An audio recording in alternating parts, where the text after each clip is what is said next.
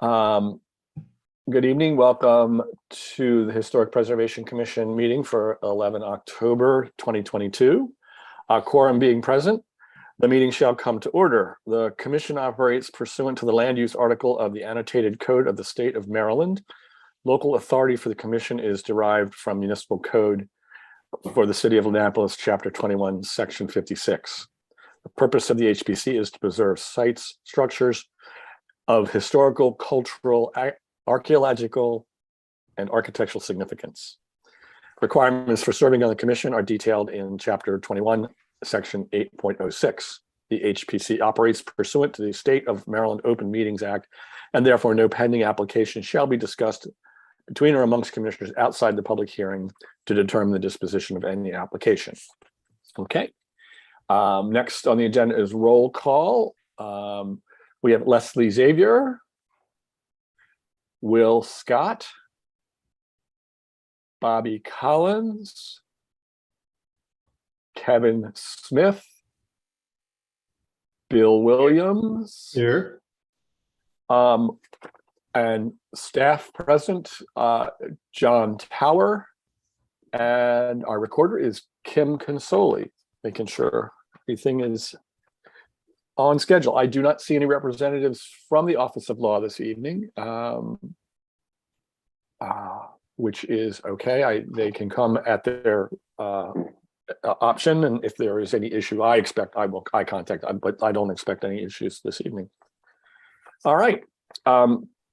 Next on the agenda is approval of draft minutes. We have two minutes on the agenda. We should do them separately.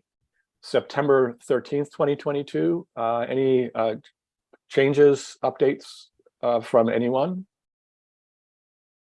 Okay, seeing no motion in the Zoom chamber. Can I have a motion to approve? So moved. Second. All in favor? Aye. Opposed? Abstain. Okay, great. The second is for September 22nd, 2022. Any changes? Okay, I didn't see any. I think that both Leslie and Will might not have been at this meeting, so I was not. I abstained. Okay. All right, so I'll take a motion though. I move that we accept the minutes for September 22nd, 2022. All right, second. I'll second it. All right, all in favor? Aye. Aye. Oppose? Abstain. 2 abstentions. Yep. So Will and Leslie will abstain. Okay.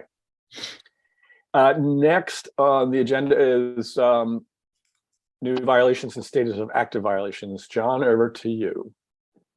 Well, Tim and I spoke this morning, and I said, well, Tim, I've got to go. And in the space between the time that we were talking and the time that I called him back, there were three violations, but each of them is something that can be dealt with. One was the return of a plastic picnic table at outdoor dining.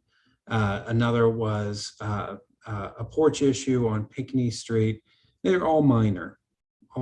So right now, basically, I haven't encountered anything large. Probably the biggest issues that I'm dealing with are right now, and this happened twice in the last week, two older property owners who own investment properties who don't necessarily have the means to easily replace roofs in kind. However, judging from the amount of property that's owned by each person, I think they could find the funds, and so that'll be a discussion that we could have a little later. Okay. Yeah, replacement in kind is important, and if economic hardship is something that's going to be discussed, there are rules for that, and they're pretty elaborate, and difficult to prove, I would say. But there's a pretty high bar, I guess is what I'm saying. So we'll see when they submit. Okay. And then there were on the minutes of a few weeks ago, armadillos had a grease trap problem. And did that get resolved? Well, I approved it. So Yeah, I remember that because it was effectively became a health implication. So there's we're moving. Well, there are two. There's a grease trap court issue and there are the about their- vinyl window. Right, and they're about their vinyl windows. And I don't know what the court date is. Okay, so that's still Right. all right. Yeah, I'm glad. hasn't been set. Now I'm reminded of the third. The third violation was that archaeological monitoring had not occurred where another grease trap was being installed behind 103 and 105 Main Street. And elaborate Fran excavation. However, O'Brien's? Sorry? Is that Fran O'Brien's? No, it's the new it's the new Asian restaurant at the bottom of Main Street that replaces the Nano or the Cajun that never had anyone in it. Okay. Cajun restaurant. It's always bad to see a restaurant that has no one in it. Yeah. Okay. Also, you were working with 110 Compromise for screening their HVAC units. Well, we have that, and I think that I'm going to have to move toward that with 80 Compromise Street. I don't see The hotel. Yeah, I think that when we get to rewriting or revising our guidelines, I would like to make screening of mechanicals that are in the streetscape or viewable from the streetscape a requirement, a shall rather than a should be screened. Yeah. Agreed. So anyway, that again is another discussion for another time, but there are just so many. And as I said to Tim, I get a new wireless communications application each week, and they're elaborate, underground, above ground, just amazing, and almost all of them lack detail. They all require certificates of approval if they're on the exterior, and Yes, at least they're doing that, and they're coming to you. right. Okay.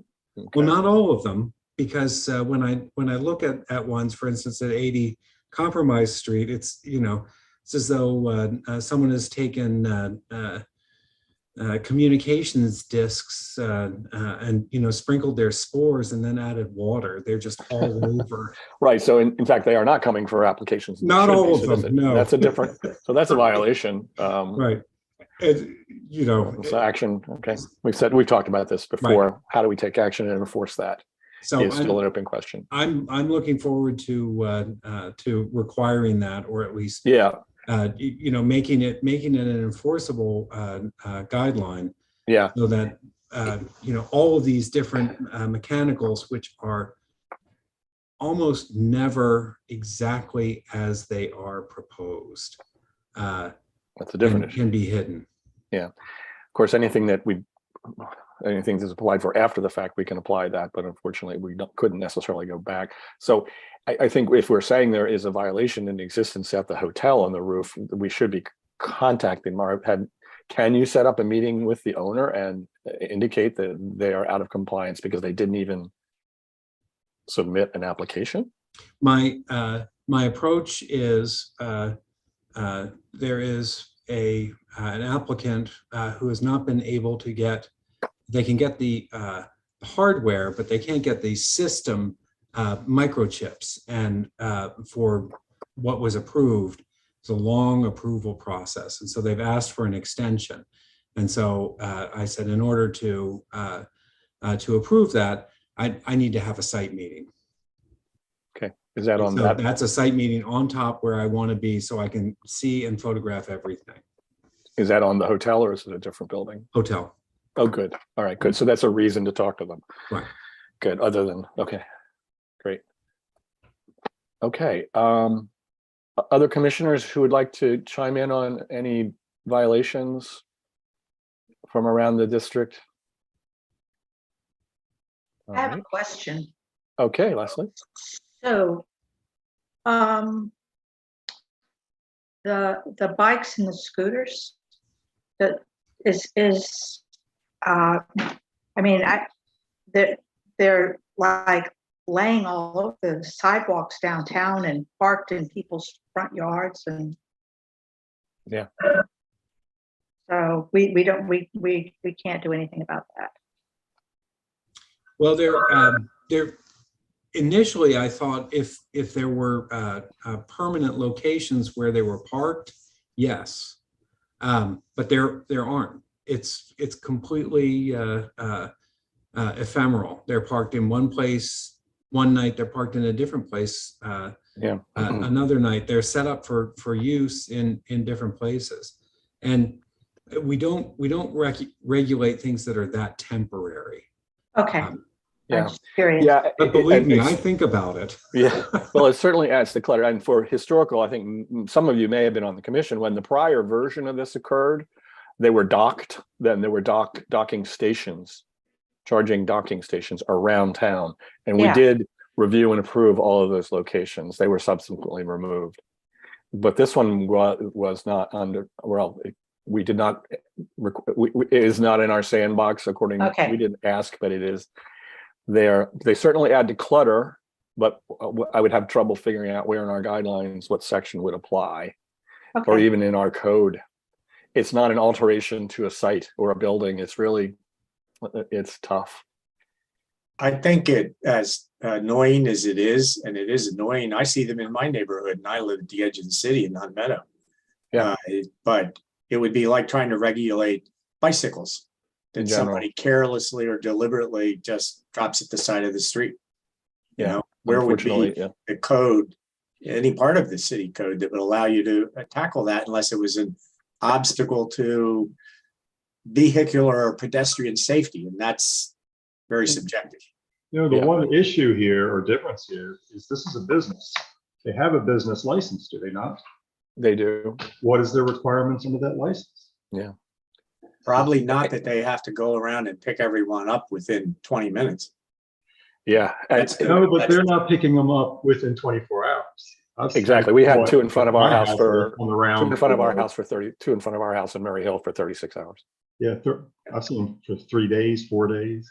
Yeah. Yeah. And again, if the whole business license issue was something, it would be something for the Office of Law to take up, I Okay. guess. I was just curious. It certainly has a lot of public discourse. Oh, yeah. It's really annoying. It's really annoying. And I like the ones idea that- that people can take a non-gas powered vehicle and do something with it, but yeah, they're just everywhere.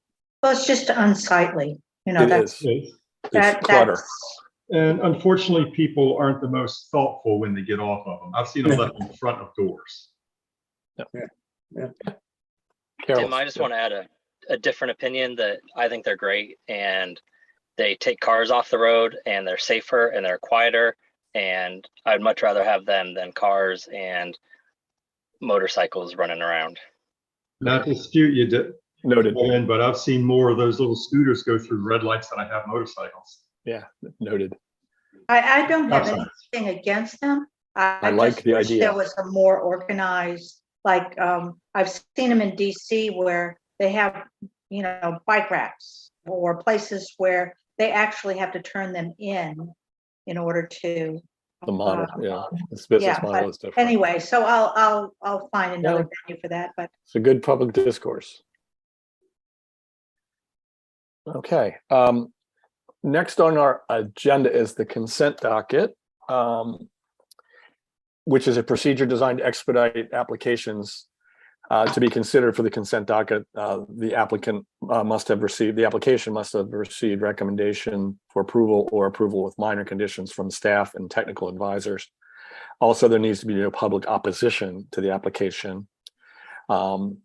So for right now, we have an application for 88 State Circle, which is eligible for the consent docket, and I polled the commissioners and we agreed to that. So if you would please promote the applicant representatives, and we'll explain next steps here. Absolutely.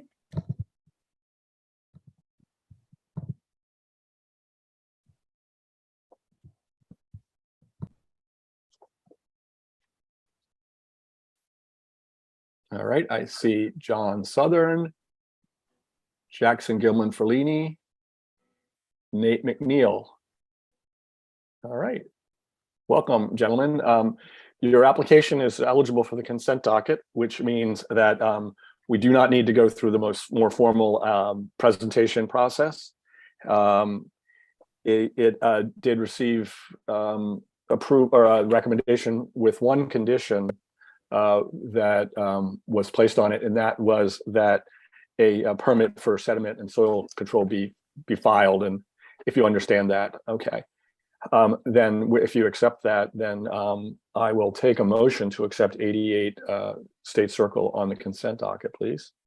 I move that we accept the application for 88 State Circle based on the fact that it is consistent with guidelines C6 and C10, Secretary of the Interior Standards 1, 2, 9, and 10, and that the applicant has agreed to the condition to fill out a standard erosion and sediment control plan. I second it. All in favor? Aye. All opposed? All abstain? None. Okay, well, gentlemen, thank you. It's an expedited version. It's important that we have a public hearing in case there are any opposing comments from the public. And of course, you had one public comment that was positive. So that's in the record as well. And thanks for going through the process. And this is the benefit of pre-applications. When you get to the final application, things go a lot quicker. So thank you. All right. Excuse me, Tim, before Yes. we finish this business, can you say who it was that submitted the positive comment? It was Dick Hillman, Okay. Richard Hillman. And he's joined us. Hello. And there he is. Hey, hi, hi, Dick. Yes, thanks for joining, Dick. The application has been approved on the consent docket, so they are free to go. I'm sure they'll be a good neighbor. They are a good neighbor. Thank you all. Thank you very much. Thank you. If they're not, Mr. Hillman will let me know, if not all of us. All right. Okay. The 3 Wagner Street was withdrawn because there's been a change to the design. Other business, we have next on the agenda is other business. We have a pre-application for 111 Market Street. So Madeline, if you please would promote the representatives from 111 Market. All right. I see Michael Stevenson and Joanne Goldstein.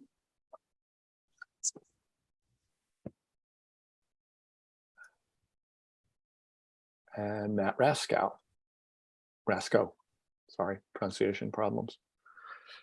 All right, as soon as they're connected, we will explain the process.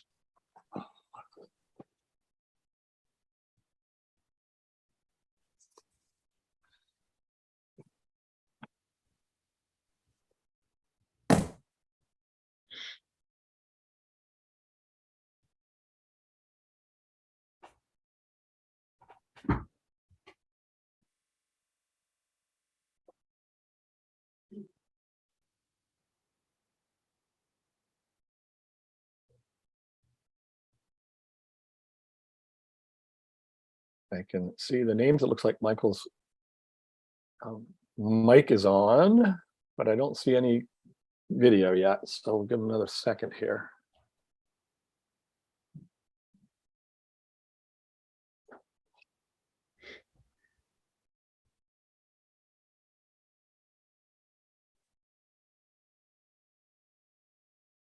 Well, I can fill in the blank.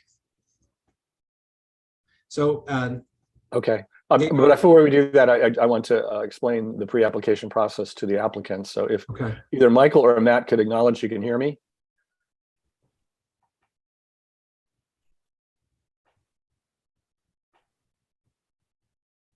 There's Joanne. Hi. Can you hear me, Joanne? Okay. I just, for one of, I think you are one of the applicants. The pre-application process that we're going to go through here is a design review, provide initial feedback on an application, but it should not be construed as approval or disapproval of any application. I just need you to acknowledge that you understand that this is an informal review, not a final review. I get that. Thank you. All right, thank you. All right, good. All right, and so Joanne, I guess Matt and Michael are they're still not on. Are you able to we've looked at the documents that we have, and the commissioners have all seen them. Do you intend to do any presentation tonight, or do we just like to go based on what we have reviewed? I would like to go with what you have. Okay, that's fine. Would you like to just describe it a little bit, or have John describe it for it's a fairly straightforward, I don't want to overcomplicate it. It's a fairly straightforward presentation. Yeah, I mean, I spoke to John early on when we bought the house, and he did the, he reviewed, and he said that there was initially a porch on the house back in the late 1890s, and we would just like to restore the porch, and we're happy to do it whatever way you guys want it done. So we hired this architect, and we were paying him $5,000 to do the plans, and we just want a front porch like everybody else in the rainbow houses. Okay, good enough. All right, John, go ahead and give us your thoughts on the submission, and then we'll have a conversation here and give our opinion whether this is feasible or not. Go ahead, John. So the houses starting at Union Street and going up to, I guess it's 6 addresses toward City Hall on Market Street, on the left side of Market Street, are known as Butler's Row. And they were African-American houses built in the late 19th century. One of them is a standalone house. I think the other 5 are row houses. They didn't initially have porches, but when the porches were built, and that was, I believe, after the turn of the century, so in the early 20th century, all of the porches matched, and there's enough material left on the porches, even though some of it has been, let's say, compromised, to use that as a guide for what can be recreated for this house. Now, initially, the porch would have tied into the porch on Mrs. Goldstein's house would have tied into the other porches on the street. I don't think that that's the best approach in this case. We could recreate the feature, but I think in this case it should be a standalone porch. But all the details of the posts, the handrail, the bottom rail, the balusters, and even the decking are all present. I'm very familiar with the porches. I restored one of them, and I could even direct the applicant to the best place to have the balusters turned, etc. If that, in fact, is what they're proposing to do, if they're proposing to match the original porch, and that's what I have. That's what I've recommended, to restore the original feature that was on the front of the house. Okay. I see that Michael and Matt are still trying to connect, but Yeah. I think we have enough to go on. May I say I have something? connected now. Of course, Joanne. Can you hear me? So I'm sorry. John, we really want to put a porch on, and we are happy to do it, whatever you see fit to put on the house. Okay. Other commissioners' thoughts on? I don't want to overcomplicate this. I don't think there's any. Personally, again, leading the witness, there's no issue of putting the porch on. I think that you're restoring a feature that was there. Thank you. Yeah. So don't worry. I don't think you need. Sounds like you have some concern in your voice. No, I don't have concern. I'm just wanting John to know that we're happy to do it however he sees fit. We just want to have a porch. Okay.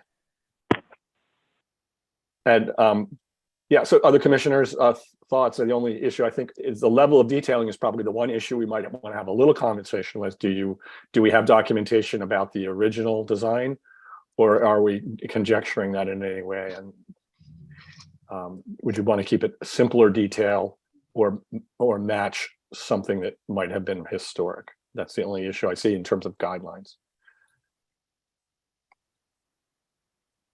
And that's down in the details. Do you turn the balusters, or do you keep it simple? So that's an issue I think that we might want to have a conversation. Commissioners, do you have any thoughts on that? Comfortable? No, fine. Okay. With John guiding them, I'm sure that it'll be something appropriate. Okay. That sounds fantastic. So are you saying that it's okay if if Matt Roscoe gives me a bid, and if somebody else, we're good to move forward, and if we have to tweak it a little bit, that's okay? I think we're saying it's completely feasible, and therefore you should go for it. The only thing that we would comment on is when the guys provide their drawings, that they give us the details of materials and all the profiles of the balusters, the rails, the deck, the roof material. All that's going to need to be very specific and within the guidelines. Of course, all wooden material. Of course. And Yeah. we look forward to doing that. We hope to keep the historic area the same. That's why we're here. So fantastic. Thank you. Yep, no problem. Yeah, you're restoring a feature that was there, and we have documentation that was there. So it makes it very easy. Thank you so much.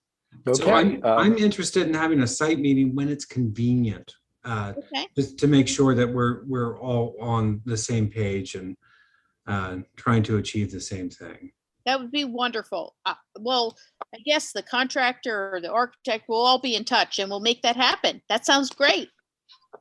Okay.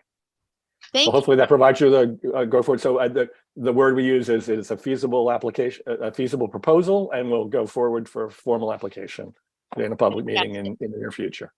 Thank you so much. You're welcome. Thank you. Appreciate it. Bye-bye, guys. Thank Bye. you. Bye. Have a good night. You too. Okie doke. Last item on the agenda is any administrative business. I have one thing to talk about. Does anyone else have anything to? No. We're not going to break our record. Our record was 21 minutes, so I thought we might do it tonight. But That's okay. one thing I wanted to update you on is the hotel proposal on City Dock. Nothing has happened since I got your concurrence about the memo that we as a commission intend to send to the aldermen so they understand our position. It seems to be on Ellie Tierney's on the back burner right now. It wasn't on the agenda last night.